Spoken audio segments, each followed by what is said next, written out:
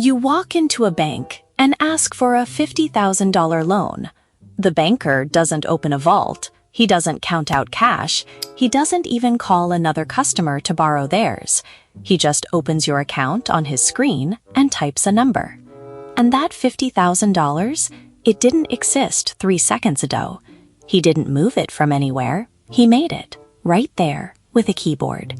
That isn't a glitch, it's the whole system. In a modern economy, 97% of the money around you was conjured out of nothing, not by the government, not by a printing press, but by ordinary commercial banks. And this isn't a conspiracy theory. The Bank of England spelled it out in plain English in a paper from 2014 that almost nobody read. It might be the most important thing about money, and somehow the one thing school, your bank, and the news never quite get around to explaining. Here's the story you were told. A bank is basically a piggy bank. You put your money in, they keep it safe, and they lend a little of it out to someone else, a friendly middleman. So when you borrow, you picture the bank reaching into a big pile of everyone else's savings and handing you a slice of it. Reasonable, logical, and almost completely wrong. So let's walk through what actually happens. Slowly. You ask the bank for $50,000. The banker looks at your paperwork, thinks about it, and says yes. He does not go and fetch $50,000. He opens your account and types 50,000.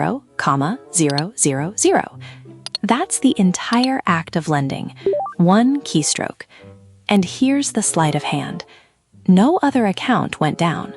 Nobody's savings shrank. Your $50,000 wasn't taken from anyone. It was added on top of everything that already existed. Brand new money. Out of thin air. The bank didn't move money around the system. It added to the system. It didn't lend money. It made money. Economists have a dry little phrase for this. The loan creates the deposit. Read that again. The loan comes first, and the money in your account exists only because the loan was made. This is the exact reverse of what school taught you. Deposits don't fund loans. Loans create deposits. A bank doesn't lend money it has. It creates the money in the act of lending. But don't banks need reserves to do this? They do. Yet reserves aren't a piggy bank they lend out. Reserves are just how banks settle up with each other at the end of the day. The lending comes first. The settling comes after. But surely it's backed by something. It is. By you. The instant you sign, you owe the bank $50,000. Your promise to pay it back is the asset that the new money sits on, which means the money in your account is, quite literally, your own debt, just wearing much better branding.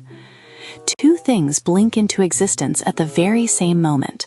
An asset, the loan you owe them, and a deposit, the money you can spend. They balance perfectly, and both were created from absolutely nothing. And once it's out in the world, it's indistinguishable from any other money. Dave spends his $50,000 on a house. Sarah, the seller, deposits it at her bank. To her, it's just money. Real, spendable, ordinary. Now, multiply that by everything. Every mortgage, every car loan, every swipe of a credit card. Each one is a bank quietly typing fresh money into the world. That is where most money actually comes from. And notice who's holding the lever. Private banks, chasing profit, quietly decide how much new money gets made and where it flows. That's why so much of it pours into property and so little into the things that actually build an economy. You may have heard a tidier version. Banks take a deposit, keep 10%, lend the rest, and it redeposits over and over. Clean diagram. It's also not really how it works. Banks don't wait for deposits to lend. This is why 97% of all money is just numbers on bank computers. Only about 3% exists as physical cash. The coins and notes in your pocket are the rounding error. The paper in your wallet is the fossil. The real money supply is data, ledger entries blinking in and out as banks lend. Most of your money has never been a physical thing, and never will be. So a bank can just make unlimited money? If only. There are hard brakes on this, because if there weren't, every banker would mint themselves $1 billion before lunch. The first break is risk. Every loan a bank conjures can go bad. If you don't repay, the bank eats the loss. Lend recklessly enough and the bank itself collapses. That fear is a very real leash. The second break is the price of money. The central bank sets the interest rate. When borrowing gets expensive, fewer people want loans. Less borrowing means less new money. The rate is the throttle. The third break, and the real ceiling, is you. A bank can only create money by lending it to someone who can plausibly pay it back. The limit was never a vault of cash. It's how many trustworthy borrowers exist. Now the strangest part of the whole thing. When you finally pay the loan back, that money doesn't slide into a vault somewhere. It vanishes, deleted. The number that was typed into existence is simply untyped. The debt is cleared, and the money it created disappears from the world as cleanly as it arrived. So money is born when banks lend, and it dies when loans are repaid.